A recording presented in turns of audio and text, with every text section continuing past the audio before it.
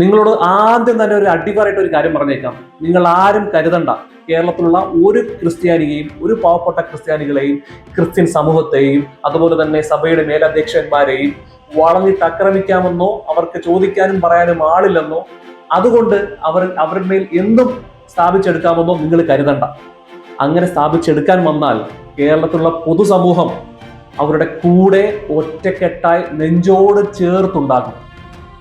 മനസ്സിലായോ? അതുകൊണ്ട് അവർ ആളില്ലാത്തവരാണെന്നോ അല്ലെങ്കിൽ അവരെ എന്തും ചെയ്ത് എല്ലാ നിയമങ്ങളും കൊണ്ട് അവരെ തലയിൽ അടിച്ചേൽപ്പിക്കാമെന്നോ ആരും വിചാരിക്കരുത്. കാരണം വേറൊന്നുമല്ലെന്നേ, ഇലക്ഷൻ കഴിഞ്ഞതേ ഉള്ളൂ. അതിനു മുമ്പ് തുടങ്ങി.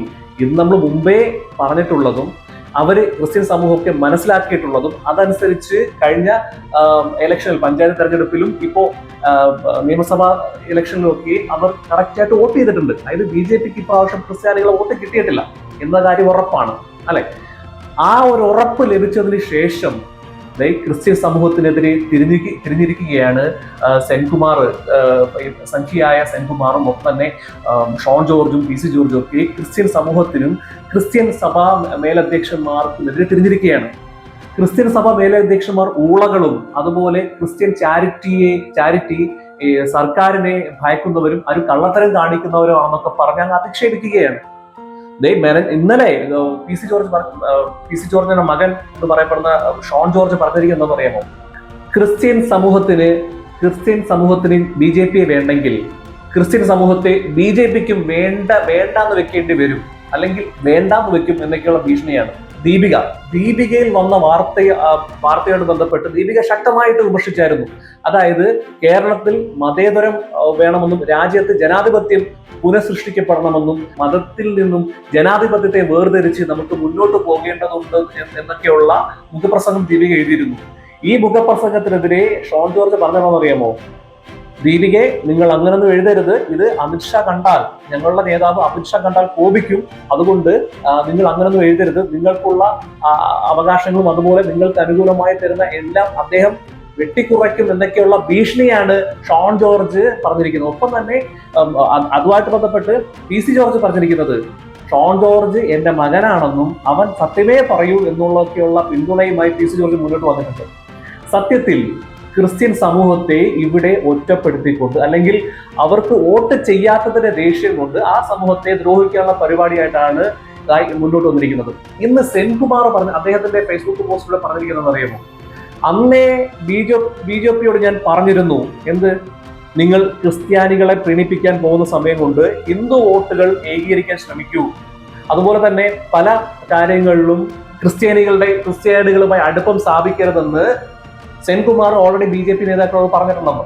മറ്റൊരു കാര്യം കൂടിയുണ്ട്. അതായത് BJPയുടെ ഇപ്പോഴത്തെ പ്രസിഡന്റിനെ കുറിച്ച്, രാജീവ് ചന്ദ്രശേഖരനെ കുറിച്ച് പറഞ്ഞിരിക്കുകയാണ്, കേരളത്തിന്റെ ചുക്കും ചുണ്ണാമ്പും അറിയാത്ത അയാൾ ഇവിടെ കേരളത്തിൽ എന്താണ് BJPക്ക് വേണ്ടി ചെയ്തത്, അദ്ദേഹത്തിന്റെ ഒക്കെ പ്രവർത്തന ഫലം ഇപ്പോ കേരളത്തിന്റെ BJPയുടെ അവസ്ഥ ഇവിടെ കൊണ്ട് എത്തിച്ചു എന്നൊക്കെയുള്ള കാര്യങ്ങൾ പറഞ്ഞുകൊണ്ട് ക്രിസ്ത്യൻ സമൂഹത്തെ അവഹേളിക്കുന്ന രീതിയിലുള്ള, അല്ലെങ്കിൽ BJPക്ക് ക്രിസ്ത്യാനികളോട് മുമ്പെടുത്ത നിലപാടിനെയൊക്കെ ഇപ്പോൾ അത് പരാജയത്തിലേക്ക് പോയി എന്നുള്ളത് കൊണ്ടൊക്കെ വിമർശിച്ചു കൊണ്ടിരിക്കുകയാണ് സെൻകുമാർ എന്ന് പറയുന്നത്.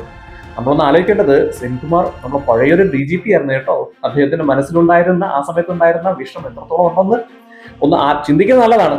ഓക്കെ, ഞാൻ പറഞ്ഞു വന്നത്, ഇത്തരത്തിലുള്ള കാര്യങ്ങൾ കൊണ്ട് ഇനിയും വരും. ഇത് തീർന്നില്ല കേട്ടോ, ഇലക്ഷൻ കഴിഞ്ഞ് തുടങ്ങിയതേ ഉള്ളൂ. ഇനി ഒരുപാട് കാര്യങ്ങൾ കിടക്കുകയാണ്. ക്രിസ്ത്യൻ സമൂഹത്തിന്റെ വോട്ട് അവർക്ക് കിട്ടില്ല എന്ന് ഉറപ്പിച്ചു കഴിഞ്ഞു 100%. ഇപ്പോഴും എന്നെ അത്ഭുതപ്പെടുന്ന മറ്റൊരു കാര്യം, ക്രിസ്സംഖികളായ ആളുകൾ സ്വന്തം സമുദായത്തെയും സ്വന്തം സഭാ നേതാക്കന്മാരെയൊക്കെ ആക്ഷേപിച്ചിട്ടും അവരെ അവഗണിച്ചിട്ടും അവർക്കെതിരെ തിരിഞ്ഞിട്ടും അവർക്കെതിരെ നിയമങ്ങൾ കൊണ്ടുവന്നിട്ടും ഒക്കെ ഇപ്പോഴും BJPയും സംഘപരിവാറിനെയും അനുകൂലിച്ച് നിൽക്കുന്ന ചില ആളുകൾ, ചില കാര്യങ്ങൾ നമ്മൾ കാണാൻ കഴിയുന്നുണ്ട്. ഇതെന്താണെന്നറിയാമോ? ഈ പ്രവണത, ക്രിസ്സംഖികൾക്കുള്ള ഈ പ്രവണത ഒരിക്കലും സമുദായത്തിനു വേണ്ടിയോ അല്ലെങ്കിൽ നാടിനു വേണ്ടിയോ രാജ്യത്തിന് വേണ്ടിയോ അല്ല. അവർക്ക് ആകെയുള്ള ഒറ്റ കാര്യം അവരുടെ മനസ്സിലൊരു മുസ്ലിം വിദ്വേഷവും ഇസ്ലാമോഫോബിയ പോലുള്ള കാര്യങ്ങൾ മാത്രമാണ്. മുസ്ലിങ്ങളെ എതിർക്കുന്ന ആരൊക്കെയുണ്ടോ അവരെ എന്ത് ചെറ്റത്തരം ചെയ്താലും അവരെ കൂടെ ഞങ്ങൾ ഉണ്ടാകും എന്ന് പറയുന്ന ചില ക്രിസ്ത്യൻ സൈറ്റുകൾ, ക്രിസ്ത്യൻ അക്കൗണ്ടുകൾ, അതുപോലെ ചില ആളുകളൊക്കെ ഉണ്ട്. അവരിപ്പോഴും നിസ്സംഗികളായ ആളുകൾ ഇപ്പോഴും ഇതേപോലെ സംഘപരിവാർ അജണ്ടയെ സപ്പോർട്ട് ചെയ്യുന്നുണ്ടെങ്കിൽ അത് സംഘപരിവാറിനോടുള്ള സ്നേഹം കൊണ്ടും ഒന്നുമല്ല, മുസ്ലിങ്ങളെ എതിർക്കുന്നുള്ളത് കൊണ്ടാണ്. തീർച്ചയായും അതൊക്കെ മനസ്സിലാക്കി നിഷ്പക്ഷരായ അല്ലെങ്കിൽ ക്രിസ്ത്യൻ സമൂഹമൊക്കെ മുന്നോട്ട് പോകണം. ഇനി നിങ്ങൾക്ക് മേലാണ് മറ്റുള്ള കാര്യങ്ങൾ, ആക്രമണങ്ങൾ അല്ലെങ്കിൽ നിയമങ്ങളെ കൊണ്ടുവരാൻ പോകുന്നത്. നിങ്ങളൊന്ന് കരുതിയിരിക്കുക. കാരണം നിങ്ങളുടെ വോട്ട്, ക്രിസ്ത്യൻ സമൂഹത്തിന്റെ വോട്ട് BJPക്ക് ഇനി ഒരിക്കലും കിട്ടില്ല എന്ന് അവർക്ക് ബോധ്യമായിട്ടുണ്ട്.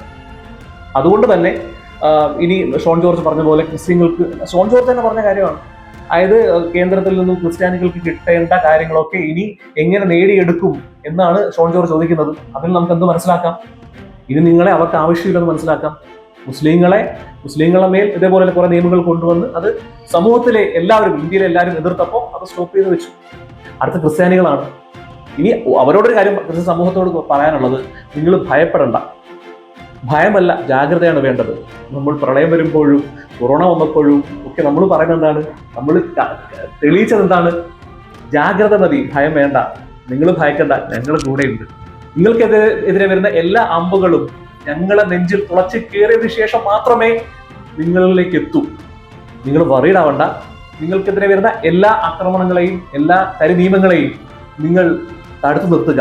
കൂടെ മുന്നിലായി ഞങ്ങളുണ്ട്, കേരള സമൂഹമുണ്ട്. ഇന്ത്യ മഹാരാജ്യത്തെ ജനാധിപത്യ മതേതര വിശ്വാസികളായ എല്ലാവരും നിങ്ങളോടൊപ്പമുണ്ട്. ഇനി ഷോൺ ജോർജിനും PC ജോർജിനോടും സെൻകുമാറിനോടും കാര്യം പറയാനുള്ളത്, കാര്യമില്ലെന്നേ. ഇത് പ്രത്യേകിച്ച് കേരളത്തിൽ നിങ്ങളുടെ ഇത്തരത്തിലുള്ള വിലപേശലോ അല്ലെങ്കിൽ ഭീഷണിയോ കരിനിയമങ്ങളോ ഒന്നും ഇവിടെ വില പോകില്ല. സത്യസന്ധമായ നിയമത്തെയും രാജ്യത്തിന്റെ എല്ലാ നല്ല താല്പര്യങ്ങളെയും ഒരുപോലെ രാജ്യത്തിലെ എല്ലാവരെയും ബാധിക്കുന്ന കാര്യങ്ങളൊക്കെ നമ്മൾ അക്സെപ്റ്റ് ചെയ്യും. ഇന്ത്യ രാജ്യത്ത് ജീവിക്കുന്ന പൗരന്മാരാണ് നമ്മളൊക്കെ, എല്ലാ അവകാശങ്ങളോടും കൂടി ജീവിക്കുന്ന ആളുകളാണ്. തീർച്ചയായും അത്തരത്തിലുള്ള നിയമങ്ങളെയും രാജ്യത്തിന്റെ പുരോഗതിക്ക് വേണ്ട എല്ലാ കാര്യങ്ങളെയും നമ്മൾ സ്നേഹത്തോടു കൂടി ഉൾക്കൊള്ളും, അത് പ്രവർത്തിപ്പിക്കുകയും അത് വ്യാപിപ്പിക്കുകയും ചെയ്യും. പക്ഷേ മതത്തിന്റെ പേരിൽ അല്ലെങ്കിൽ ജാതിയുടെ പേരിലൊക്കെ വരുന്ന അക്രമങ്ങളെ, ഇന്ത്യൻ സമൂഹത്തിന്റെ മതേതരത്വത്തെ ഭിന്നിപ്പിച്ചുകൊണ്ട് കേരളത്തിലെയും ഇന്ത്യയിലെയും ജനങ്ങളെ ഭിന്നിപ്പിച്ച് അവരുടെ മതേതര വിശ്വാസത്തെയും മുറിവേൽപ്പിക്കുന്ന, അല്ലെങ്കിൽ അവർ വിശ്വസിച്ചതിന്റെ പേരിൽ, അവർ മതം വിശ്വാസത്തിന്റെ പേരിൽ അവർക്ക് നേരെ വരുന്ന എല്ലാ ആക്രമണങ്ങളെയും ഒരുമിച്ച് നിന്നുകൊണ്ട് തന്നെ അത് ഇല്ലാതാക്കുകയും അതിനെ പ്രതിരോധിക്കുകയും അതിന്മേൽ ഞങ്ങൾ കോട്ട കെട്ടുകയും ഇവിടെ ഇന്ത്യൻ മതേതരത്വത്തെയും ഇന്ത്യൻ ജനാധിപത്യത്തെയും ഉയർത്തിപ്പിടിച്ച് ഇന്ത്യ എന്ന മഹാരാജ്യത്തിനു വേണ്ടി, അതിന്റെ ഉയർച്ചയ്ക്ക് വേണ്ടി ഞങ്ങൾ പ്രയത്നിക്കുകയും അത് വിജയത്തിലേക്ക് എത്തിക്കുകയും ചെയ്യാൻ ഞങ്ങൾക്കറിയാം. ഞങ്ങൾ അത് തെളിയിച്ചവരാണ്. ഇനിയും ആ തെളിയിച്ചതിന്റെ ആത്മാവ് ഞങ്ങളോടൊപ്പമുണ്ട്. തീർച്ചയായും അത് മുറുകെ പിടിച്ചുകൊണ്ട് ഞങ്ങൾ ഇന്ത്യക്കാർ മുന്നോട്ട് പോകുക തന്നെ ചെയ്യും. ജയ് ഹിന്ദ്.